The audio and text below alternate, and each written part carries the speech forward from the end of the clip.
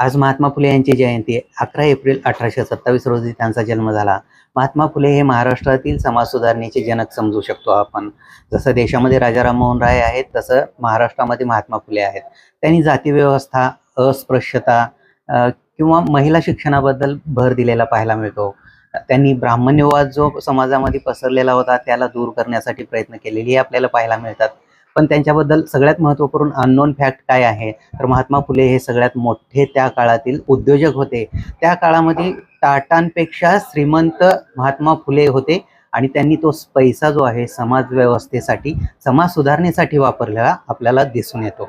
तर हे सगळ्यात महत्त्वपूर्ण आहे.